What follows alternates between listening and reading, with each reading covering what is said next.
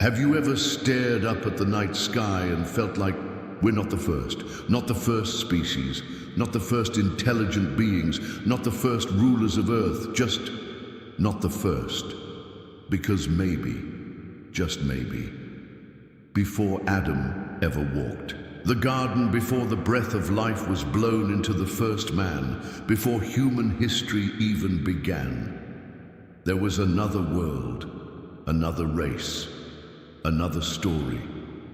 What if I told you that Earth wasn't always ours? That this planet has been passed down through cycles of creation and destruction, ruled by beings older than time as we know it? Stick with me, because by the end of this video, you won't look at history the same again. You won't even look at yourself the same again. So here's the question. Who were the people, the entities, that ruled Earth before Adam? And why were they wiped out? Let's rewind. Not a few thousand years, not a few million. We're going back before the concept of years even existed. Picture this. An Earth that doesn't look like the one we know. No cities, no continents, not even oceans the way we understand them. But it was alive. Alive with something else. Now almost every ancient culture, from the Sumerians to the Zulus, from the Vedic sages of India to the Dogon tribe of Mali, speaks of a world before our world.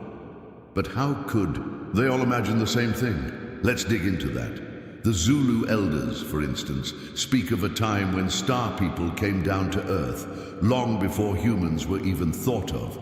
The Sumerians? They tell of the Anunnaki, a race of sky beings who didn't just visit, they ruled. And in Islamic tradition, there are whispers of a race known as the Jinn, who lived on Earth eons before Adam's soul was breathed into clay. Now stop and think about that for a second. Is it really just myth, when every corner of the Earth echoes the same tale? Do you think it's possible the truth has been hidden in plain sight, disguised as mythology? Could it be that what we call gods were actually something else? Powerful beings, perhaps not physical in the way we are, but real. And here's where it gets crazy.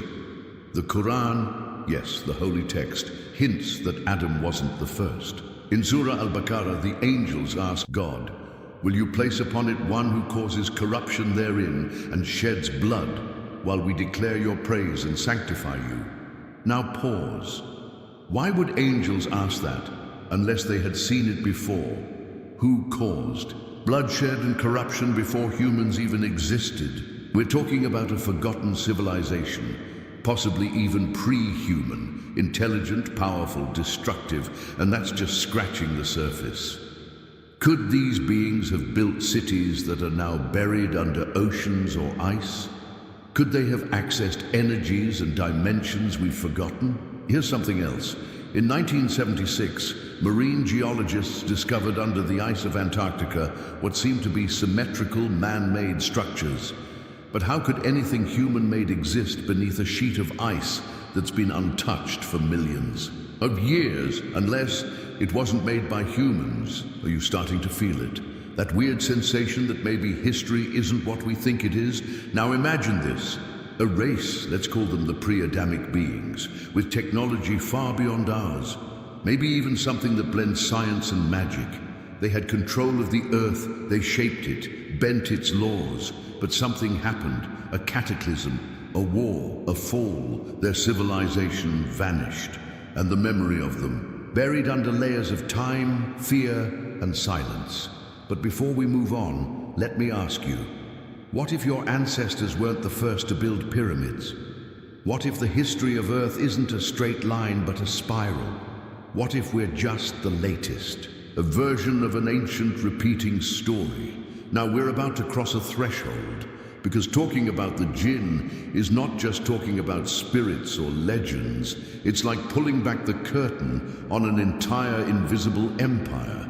So brace yourself. Let's ask the question that most people are too afraid to ask. Who were the Jinn, really? And more importantly, are they still here? Let's strip away the Hollywood noise. The Jinn, or Jinn, are not genies in a lamp. They are not wish givers. They are not blue cartoon sidekicks. They are beings of smokeless fire, according to ancient Islamic texts. Creatures made from a different substance entirely than us, invisible to the human eye, but very much real. And here's the kicker. They were on Earth long before Adam, long before humans, long before any of this. Some scholars say they ruled Earth for thousands, no, millions of years. They built civilizations, had empires, kings, queens, wars, religions, magic, technology, a whole world parallel to ours and yet before ours. And if you think this is all superstition, think again. Because ancient texts, not just the Quran, but also Gnostic writings, Ethiopian law, and even some shadowy corners of the Old Testament, reference these beings. Some even believe the jinn had access to portals, gateways, ways to travel across dimensions. Could it be that ancient structures like the pyramids, Stonehenge, or even the massive unexplained underground cities in Turkey were not built by humans, but leftovers from the time of the jinn? Ask yourself this: why do so?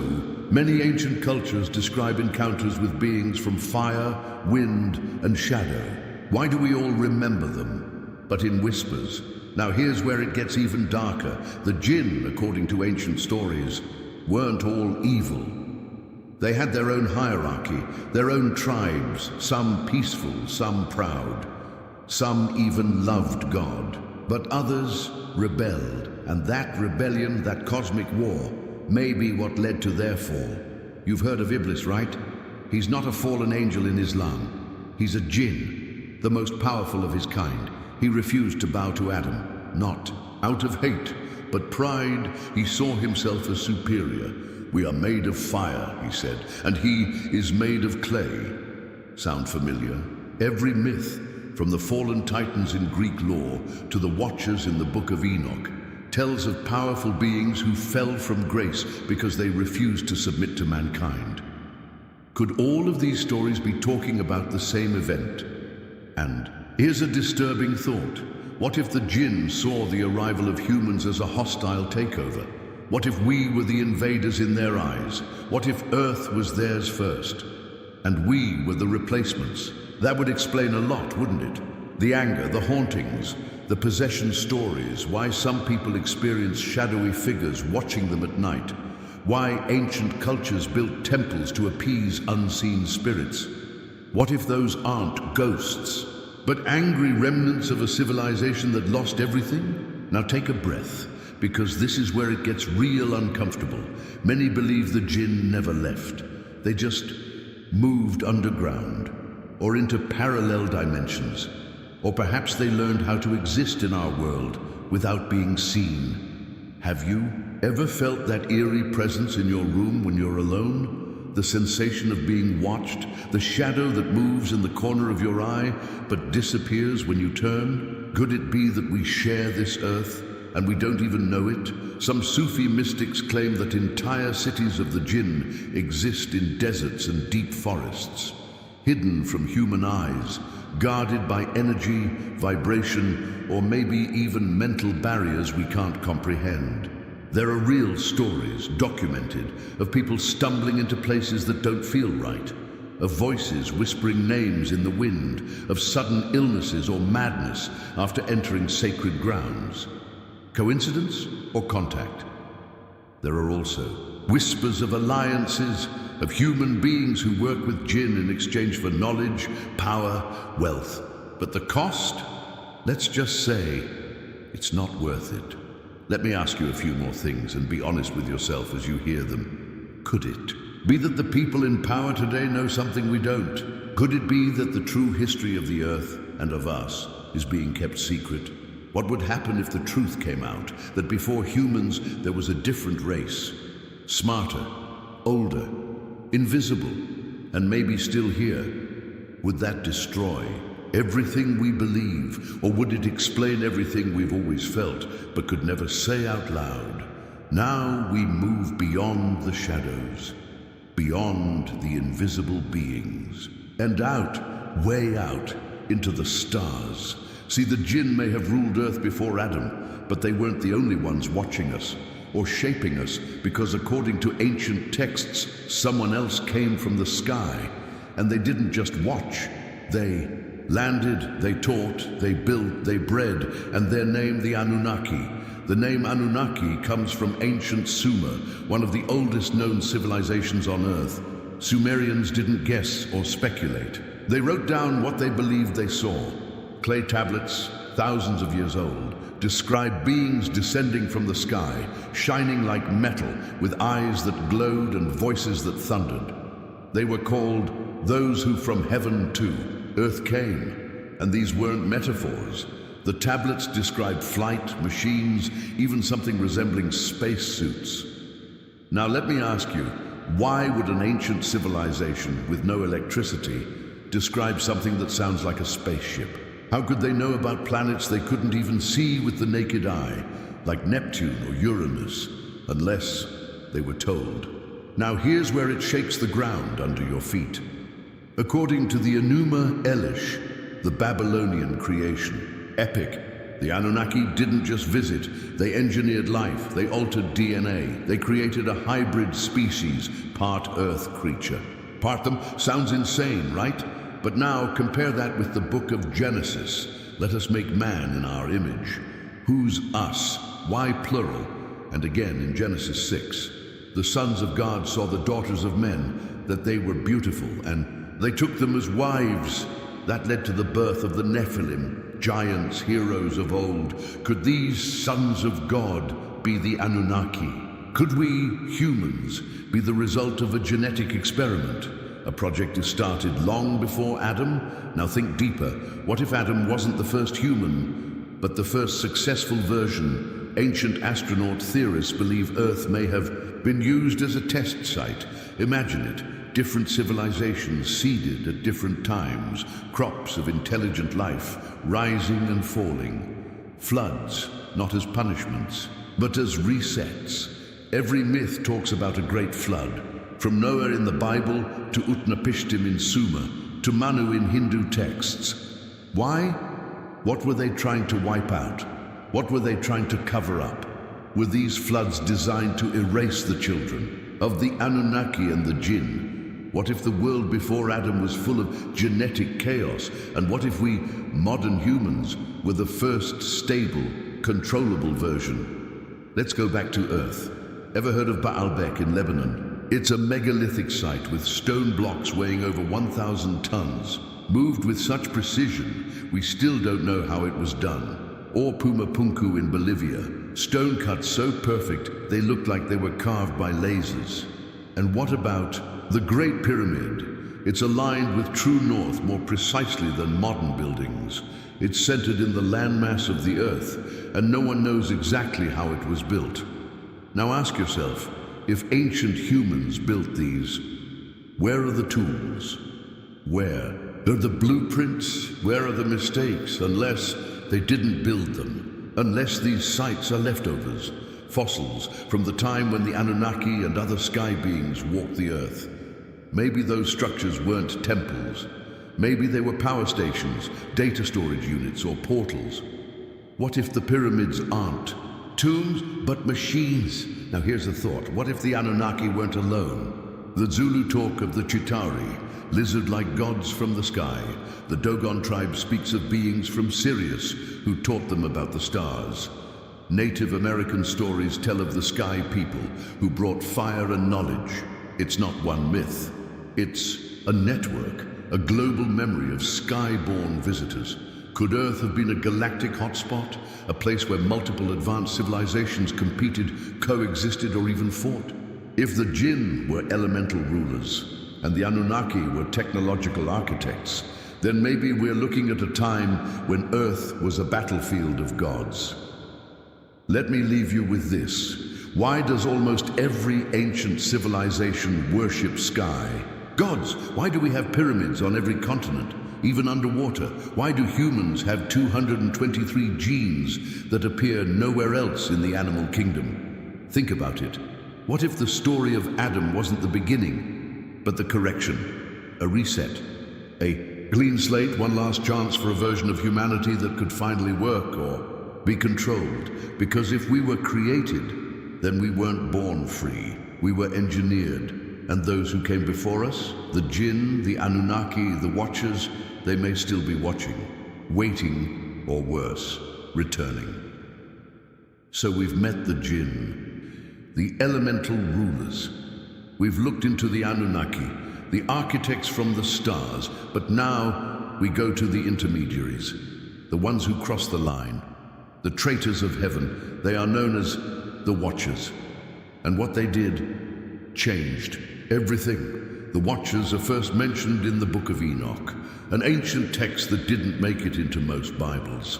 And maybe that's no accident, because what's written in there is too explosive for most to handle. Here's what it says. The Watchers were angels, but not the halo-wearing, harp-playing kind. These were powerful, divine beings sent to Earth, not to rule it, not to destroy it, but to observe, to watch over humanity as we were still developing. But something went wrong. They started to love what they saw. Lust, jealousy, desire. They fell for human women, and they didn't just look, they acted. They came down physically and took wives, not once, not by accident. And the sons of God saw the daughters of men, that they were fair, and took them as wives. That one line in Genesis, it's the surface version. The Book of Enoch goes deeper. They descended on Mount Hermon, 200 of them. They swore an oath together that they would all defy heaven. Together, they made a pact. They broke the divine order, and they paid the price. Now here's where it gets monstrous. These unions between Watchers and human women created something unnatural. They were called the Nephilim, hybrids, giants, not just in size, but in intellect, strength, and hunger. These weren't just tall humans. They were demigods, and they weren't peaceful. They devoured everything, people, animals, resources, even each other. And the earth was filled with violence. Sound familiar? Some say this is the real reason for the Great Flood, not because humanity was sinful, but because humanity had been corrupted. Earth had become a genetic mess, a playground of monstrous hybrids and fallen angels, and it had to be reset. But the Watchers didn't just give their seed, they gave us knowledge too much. They taught humans metallurgy, how to extract and forge weapons, sorcery, how to summon and bind spirits, astrology, how to read the heavens, open portals, manipulate time, cosmetics and seduction, how to use beauty as power. On the surface, these things seem useful, but remember, they came too early. We weren't ready. It's like giving fire to a child or a loaded weapon to a baby, and suddenly, Earth wasn't just corrupted in blood. It was possessed with knowledge meant only for gods. This is why so many ancient traditions talk about the fall of man as not just disobedience, but accessing forbidden knowledge. The fruit from the tree wasn't just an apple. It was truth we weren't meant to taste. Now heaven responded. According to the Book of Enoch, God sent the archangel Uriel, along with Michael, Raphael, and Gabriel, to purge the earth. The Nephilim were slaughtered. The Watchers, bound in chains of darkness, to be held until the day of judgment. Some were cast into the abyss. Others, according to ancient Kabbalistic texts, were trapped under the earth or beneath the oceans. Have you ever wondered why so many ancient stories talk about powerful beings being sealed away in mountains, caves, or underwater? Maybe those aren't stories. Maybe they're warnings. Let's stop for a second and ask, why was the Book of Enoch removed from most versions of the Bible? Why do so many myths, Greek, Norse, Hindu, Native American, talk about gods who came down, mingled with mortals, and created monsters? Why do ancient maps and sacred texts mark certain mountains and deserts as forbidden zones? And most chilling of all, what if some of the Watchers never got caught? What if they're still here, hiding in plain sight? What if the blood of the Nephilim still flows, not in giants, but in certain people? People in high places, people pulling strings. Ever wondered why some families seem to control the world for centuries? There are researchers, controversial ones, who suggest that elites through history have tried to preserve the bloodline of the Watchers. Think about it. Royal families obsessed with divine right. Ancient kings tracing their lineage back to gods. Secret societies that perform rituals and initiations to awaken ancient blood. Maybe they're not trying to worship gods. Maybe they're trying to become them again, or worse, reawaken them. And if that's the case, we're not looking at ancient history anymore. We're looking at prophecy, because some say the day is coming when the chains of darkness will break and the Watchers will rise.